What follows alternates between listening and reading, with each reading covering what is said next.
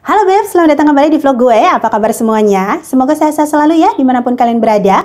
Hari ini gue nggak mau membahas yang gimana ya, yang serius-serius amat gitu. Pengen yang ringan-ringan, pengen yang santai-santai aja. Ceritanya pengen ngajak kalian untuk jalan-jalan virtual. Cilah. Kurang lebih 1 bulan lagi kita kan akan bertemu dengan Idul Fitri atau Lebaran ya Beb ya. Namun sayang banget ini karena pandeminya masih meroket, jadi pemerintah mengeluarkan lagi larangan yang namanya mudik. Nah, pastinya kalian ini yang tahun lalu juga nggak sempat mudik, kangen banget nih sama yang namanya pulang ke kampung halaman. Sama, gue juga. Gue bahkan terakhir kali mudik itu di November 2019. Jadi pas banget beberapa bulan sebelum pandemi ini mulai marak atau merebak ya Beb ya. Nah, ini emang mau ngajak jalan-jalan kemana sih sebenarnya? Yang deket-deket aja Beb, masih ada di wilayah Jawa Timur, yaitu Telaga Sarangan. Kesan indah, sejuk, penuh cerita menarik, demikianlah kata-kata yang tepat untuk bisa menggambarkan objek wisata Telaga Sarangan yang terletak di kaki Gunung Lawu, Kelurahan Sarangan, Kecamatan Plaosan, Kabupaten Magetan, Jawa Timur. Telaga Sarangan ini adalah telaga yang terbentuk secara alami dan berada di ketinggian 1200 mdpl. Luas dari telaga ini mencapai 30 hektar dengan kedalaman danau sekitar 28 meter. Suhu di sana mencapai 15-20 derajat Celcius. Oleh karena itu, nggak jarang daerah di sekitar ini seringkali berkabut dan menambah kesan indah dari pemandangan. Berdasarkan informasi dari beberapa sumber seperti petugas yang bekerja di sana, kemudian juga dari tokoh-tokoh masyarakat, serta dari warga setempat sendiri mengatakan kalau dulunya Telaga Sarangan ini bernama Telaga Pasir. Kenapa sampai disebut dengan Telaga Pasir ya? Pasti ada asal-usul atau legenda di baliknya Beb. Nah, sebelum kita jalan-jalan lebih lanjut ke dalam Telaga Sarangan dan sekitarnya, ada baiknya nih kalau kita tahu dulu legenda dari Telaga Sarangan. Check it out Beb!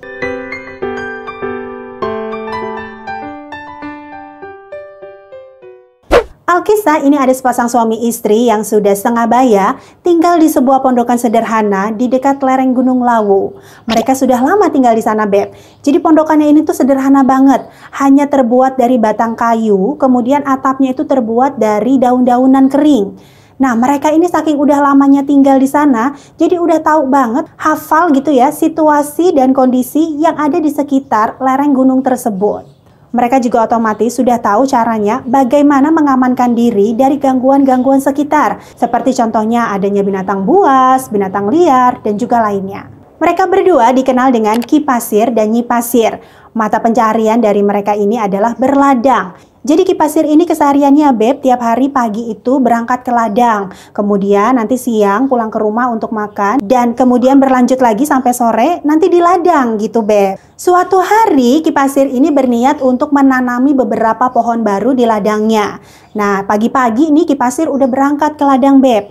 Sampai di sana dia lihat ada banyak pohon-pohon yang udah gede banget, udah besar-besar gitu. Dan ini memakan banyak tempat di ladangnya, sehingga harus dia tebangi satu persatu supaya pohon-pohonan baru ini bisa dia tanami. Nah, di saat dia lagi menebang pohonnya satu persatu, tiba-tiba Ki Pasir ini melihat ada sebutir telur yang besar banget itu tergeletak di bawah salah satu pohonnya. Ki Pasir kemudian menghentikan dulu kegiatannya menebang pohon dan dia mengambil telur tersebut. Pas dilihat, dia bingung Beb. Ini telur apaan? Kok besar banget?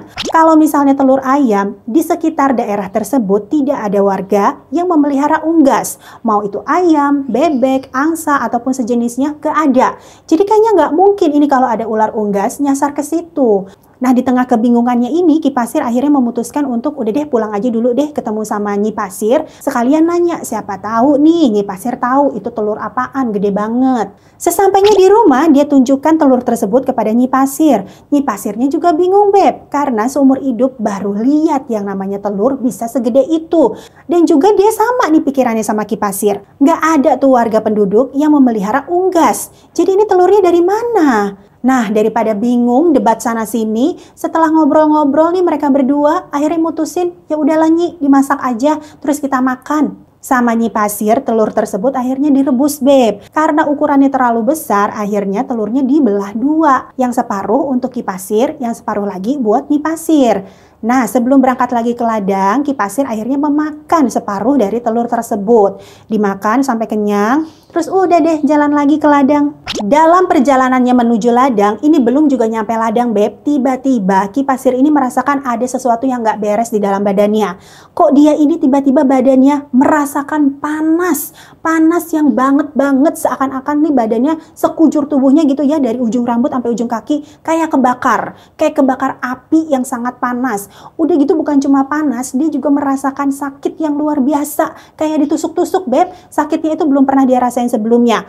Nah, bingung kan nih si Aki, ini kenapa badan gue kok kayak begini? Padahal dia nggak habis makan yang macem-macem. Cuma habis makan telur doang. Itu juga nggak dihabisin semua kan? Masa iya habis makan telur terus bisa badannya kayak begitu?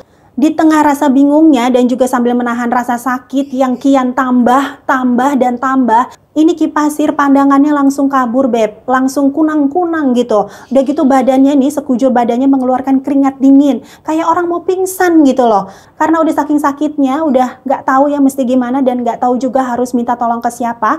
Ki Pasir ini akhirnya terjatuh, Beb. Di atas tanah tersebut, dia ini guling-gulingan ke sana ke sini. Dia menggelepar-gelepar menahan rasa sakit dan panas yang ada di badannya. Terus aja dia guling sana, guling sini. Terus juga menggelepar sana, gelepar sini. Udah kasihan banget nih pokoknya Ki Pasir begitu aja terus seharian. Nah, sementara di rumah Nyi Pasir ini baru akan memakan telur yang tadi separuhnya udah dimakan sama Ki Pasir. Udah, dia nggak mikir macam-macam ya, Beb. Langsung dia melahap telur tersebut. Nggak lama setelah dia memakan telur tersebut, Nyi Pasir juga mengalami keadaan yang sama seperti yang dialami oleh Ki Pasir. Badannya itu, sekujur badannya merasakan panas yang luar biasa seperti terbakar, Beb. Udah gitu juga rasa sakitnya ya kayak ditusuk-tusuk, bener-bener luar biasa ini sakitnya. Nah, Ki Pasir aja sampai nggak kuat gitu kan, apalagi ini Nyi Pasir. Fisiknya kan jauh lebih lemah ya. Udahlah, Nyi Pasir ini langsung panik, langsung bingung, langsung takut, nggak tahu harus gimana. Dan satu-satunya orang di dalam benaknya untuk dimintai pertolongan adalah Ki Pasir. Lantas dia serta-merta keluar dari rumah, lari ini ya sekenceng-kencengnya buat nyari Ki Pasir yang ada di ladang. Belum juga sampai ladang, ini Nyi Pasir, Beb, tiba-tiba dia ngelihat satu penampakan yang sangat mengerikan. Dia melihat sebuah naga, itu gede banget, besar banget itu naganya ya. Naganya ini ada sungutnya, udah gitu ada calingnya atau gigi taringnya gitu ya, pokoknya yang nyeremin banget deh. Tapi naga ini tidak berusaha untuk menyerang atau memakan Nyi Pasir, karena naga tersebut lagi ngegeleper-geleper di atas tanah, Beb. Kayak kesakitan ini naganya. Nyi Pasir bingung bukan kepalang, Beb, itu naga, itu kenapa gitu ya. Terus juga ini naga dari mana? Masih merasakan sakit yang ada di badannya. Nyi Pasir juga akhirnya udah nggak kuat. Dia jatuh juga, Beb, di atas tanah. Dan sama seperti Ki Pasir, dia juga guling-gulingan. Dia nahan panas dan juga rasa sakit. Mereka ini guling-gulingan di tanah berpikir mungkin kalau kena tanah diguling-gulingin gitu, rasa panas yang ada di badannya ini bisa sedikit berkurang. Tapi yang ada itu makin menjadi-jadi, Beb. Akhirnya, dalam waktu singkat, Nyi Pasir pun berubah wujud seperti Ki Pasir. Dia berubah menjadi naga, Beb. Jadi saat itu ada 2 ekor naga yang sangat besar banget tengah menggelepar-gelepar di atas tanah. Mereka terus menggelepar-menggelepar seperti itu, Beb. Dari geleparannya ini membuat tanah yang ada di sekitarnya itu kayak kegali gitu. Jadi ngebentuk kayak cekungan-cekungan. Nah, cekungan-cekungannya ini semakin lama semakin besar karena 2 naganya ini nggak berhenti untuk menggelepar-gelepar. Semakin dalam itu cekungan, semakin dalam, dan akhirnya muncul itu muncratan air dari dalam tanah. Muncratannya itu langsung memenuhi cekungan-cekungan yang ada, dan kemudian dalam seketika cekungan tersebut berubah menjadi sebuah telaga yang besar, dan telaga itu dinamakan dengan Telaga Sarangan. Konon katanya 2 naga tersebut itu masih ada di dalam telaga itu, Beb. Jadi seperti menjaga Telaga Sarangan. Cuma ini memang kebenarannya belum bisa dibuktikan ya. Beberapa ada yang bilang iya ada juga beberapa yang bilang itu cuma mitos. Ya udah, ini kan sifatnya legenda ya, boleh dipercaya ataupun tidak. Setelah peristiwa tersebut berabad-abad kemudian, ini oleh warga penduduk setempat dilakukan satu ritual atau upacara yang bernama Larung Tumpeng.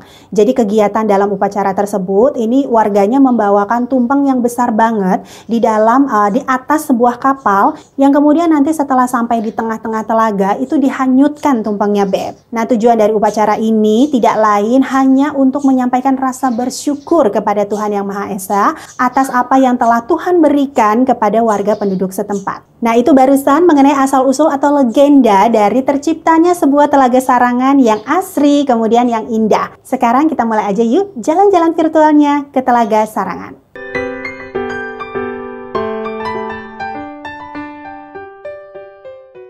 Untuk menuju ke Telaga Sarangan, Beb, akan melalui pusat kota Magetan. Dan sepanjang jalan menuju ke sana, kita akan disuguhi banyak sekali pemandangan yang sangat indah. Kiri kanannya itu akan terdapat banyak hamparan sawah, serta perkebunan ladang dari penduduk setempat. Jadi semakin asri, semakin sejuk, semakin indah. Aduh, pokoknya benar-benar menyejukkan mata dan ngademin hati. Dan juga nih ya, kalau misalnya kalian pernah ke daerah Jawa Barat namanya Ciwidey, itu yang arah menuju ke puncak Kawah Putih, itu kan banyak sekali ditanami oleh buah-buah stroberi. Nah, ini sama halnya dengan rute menuju ke Telaga Sarangan. Udah banyak nih Beb, kiri kanan yang ditanami oleh buah-buah stroberi. Bahkan para warga setempat ini banyak juga yang menyediakan fasilitas seperti wisata memetik stroberi. Jadi kalau misalnya kalian beserta keluarga ke sana pada saat menuju ke Telaga Sarangan, ketemu nih sama tempat seperti wisata tersebut, boleh sebentar menepi dulu, foto-foto, atau bahkan bisa juga metik bareng stroberi, ya kan?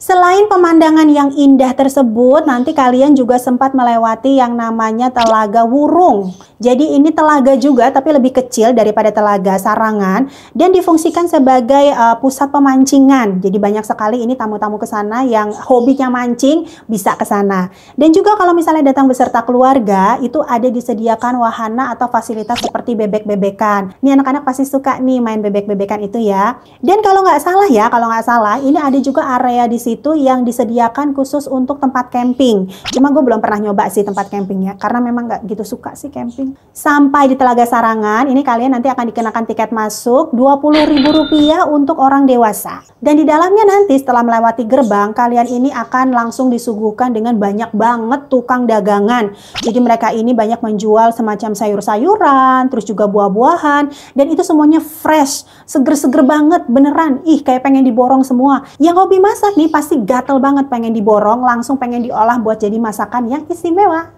Terus juga kalau misalnya kalian nggak sempat bawa bekal untuk bisa piknik di sana, nggak usah sedih. Banyak juga tempat-tempat makan atau restoran-restoran dengan berbagai macam varian makanan yang bisa kalian pilih. Di dalam objek wisata ini, Beb, banyak sekali alternatif pilihan yang bisa kalian pilih untuk bisa menikmati pemandangan di sekitar Telaga Sarangannya.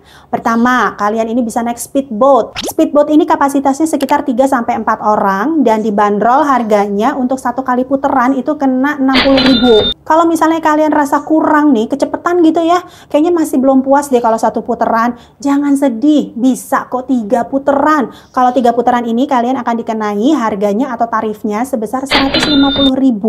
Terus kalau misalnya ada beberapa dari kalian yang nggak berani naik speedboat atau juga takut air ya, karena memang Telaga Sarangan ini kan dalam banget tuh 28 meter. Ya nggak apa-apa, nggak usah sedih juga. Ada alternatif lainnya, Beb. Kalian bisa pilih untuk naik kuda. Jasa naik kuda ini banyak banget lah di sekitar Telaga Sarangan tersebut. Ini tarifnya dikenai Rp60.000 untuk sekali puteran. Kalau misalnya kalian berani, bisa naik sendiri tuh naik kuda ya, teki-taki, teki-taki tuk. Tapi kalau misalnya kalian nggak berani, boleh nanti dipegangin tuh tali kekangnya, nanti ditemenin tuh keliling Telaga Sarangan. Romantis nggak sih? Enggak. Berasa jadi princess? Enggak. Kasian Beb, kitanya di atas, dianya jalan kaki, ya kan? Kalau misalnya naik speedboat nggak berani, naik kuda juga nggak berani, ya udah kalian jalan kaki aja. Itu nggak terlalu jauh-jauh amat kok. Paling ya sekitar 2 kilo sampai 3 kiloan lah mentok. Hitung-hitung olahraga ya kan? Karena kalian muterin Telaga Sarangan itu juga nggak bakal ngebosenin. Pemandangannya tuh indah banget, asli. Yang sebelah kanan ini banyak sekali hutan-hutan pinus gitu ya. Terus nanti yang sebelah sananya itu lebih banyak kepada penginapan sih. Tapi tetap asri, tetap sejuk. Bagus lah pokoknya, kayak berasa jalan di taman kota gitu. Nah, cuma hati-hati Beb, di sana itu masih banyak sekali yang namanya kera berkeliaran. Buat kalian yang takut sama kera, ya hati-hati ya, jangan sampai menyakiti mereka saking kalian panik ngeliat mereka ini berkeliaran. Mereka ini nggak seagresif seperti kera-kera yang ada di Uluwatu Bali sih. Nah, kalau yang di Sarangan ini, dia masih lebih friendly sih. Cuma memang kalau lihat kalian bawa makanan, suka mupeng merekanya ini. Jadi ya udah dikasih aja dikit, tapi jangan disakitin ya, karena mereka ini kan juga makhluk hidup. Sama sama kayak kalian. Ya, kalau misalnya kalian udah puas nih kelalang keliling Telaga Sarangan, naik speedboat udah, naik kuda udah, jalan kaki udah. Malah ada juga nih ya beberapa dari mereka-mereka ini yang menginap di sana. Paginya itu suka pada jogging, Beb. Karena pagi ini lebih bagus sih kalau menurut gue, karena tidak terlalu berkabut. Jadi bisa kelihatan tuh pemandangan Gunung Lawu dari jauh. Bagus deh. Nah, kalau misalnya sore, biasanya tuh jam 3 atau jam 4-an lah. Jam 4-an tuh udah turun kabut. Jadi udah mulai nggak gitu kelihatan pemandangannya. Tapi ya itu pilihan ya. Kalian lebih suka yang mana? Mau pagi boleh, sore-sore boleh, terus malam juga boleh. Karena pada saat malam ini kalian bisa wisata kulineran di sekitar situ, Beb. Cocok. Nah, ini ada objek wisata lainnya. Kalau misalnya kalian udah bosen kelalang keliling di Telaga Sarangan, yaitu namanya air terjun Tirtosari. Posisinya atau lokasinya ini nggak jauh dari Telaga Sarangan. Kurang lebih ya 2,5 kiloan lah.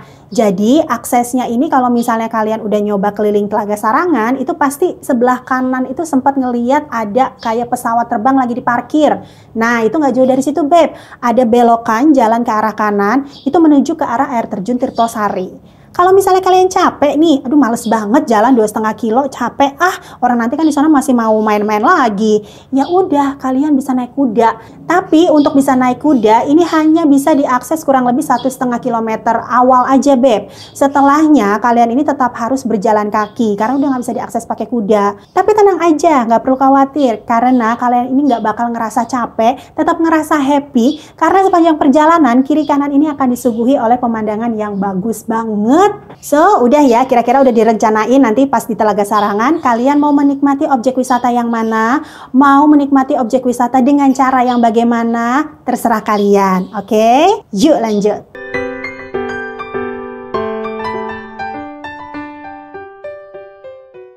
Bicara soal wisata kuliner, ini di Telaga Sarangan juga nggak kalah dengan objek-objek wisata lainnya, Beb. Banyak banget lah ini jajanan atau makanan-makanan enak yang bisa kalian nikmati. Dan di sana ini ada salah satu kuliner khas yang banyak dijajakan di sekitar pinggiran Telaga Sarangan, Beb, yaitu sate kelinci. Nah, untuk satu porsi sate kelinci ini biasanya kalian akan dikenakan harga 10.000. 10.000 itu udah dapat satenya 10 tusuk sama lontong. Rasanya kayak gimana? Kurang lebih sih kayak sate ayam kalau menurut gue ya. Tapi dia lebih kecil-kecil sih potongannya. Terus juga untuk rasa, taste-nya itu lebih manis dagingnya. Dikasih bumbu kacang juga sama kayak sate ayam, Beb. Enak lah pokoknya, bener. Terus untuk menemani sate kelinci, kalian misalnya kelar makan masih iseng nih pengen ngemil-ngemil, tenang aja. Banyak juga di sana yang berjualan jagung rebus, kemudian juga kacang, terus juga ada jual keripik-keripik. Wah, banyak lah pokoknya pilihannya ya. Dan juga ini ada satu lagi yang khas, Beb, bisa dijadikan oleh-oleh nih kalau pas pulang dari sana. Namanya brem. Tahu ya, kalau orang Madiun, Magetan itu pasti tahu deh. Gue sebagai orang Madiun, bokap gue sih sebenarnya ya, tahu banget ini brem. Cuma kalau di Madiun itu kan bremnya persegi 4 panjang, warnanya kuning gitu ya. Dan rasa asemnya itu agak, rasa fermentasinya agak nyegrek gitu, nyetak banget. Nah, ini gue kurang suka. Gue lebih suka brem yang dijual di Sarangan itu. Katanya sih ini bremnya brem Solo ya. Jadi warnanya putih, Beb, dan bentuknya nggak persegi 4, dia bulat gitu. Ini lebih ringan lah, rasa fermentasinya tuh nggak terlalu nyetak, terus juga lebih manis. Enak lah pokoknya. Nah, untuk kalian yang misalnya masih betah nih, kayaknya nggak cukup gitu ya kalau cuman kelalang keliling dari pagi sampai sore, masih pengen menikmati malam di Telaga Sarangan atau besok paginya pengen ngerasain jogging-jogging cantik, boleh kalian staycation di sana. Banyak banget ini pilihan hotel serta penginapan, mulai harga 200 ribuan sampai 500 ribu atau di atas 500 ribu sih, kurang tahu ya. Tapi nggak terlalu mahal-mahal amat lah kayak di tempat-tempat lain ya. Ini masih sangat terjangkau, Beb. Kalau misalnya kalian berniat untuk staycation bersama keluarga atau teman-teman, lebih baik tidak memilih waktunya pas peak season atau pas lagi liburan. Karena ini hotelnya cepet banget habis, Beb. Cuma kalau misalnya memang waktunya kalian cuma ada pas liburan, ya lebih baik kalian bookingnya jauh-jauh hari. Jadi nggak kehabisan, Beb, gitu.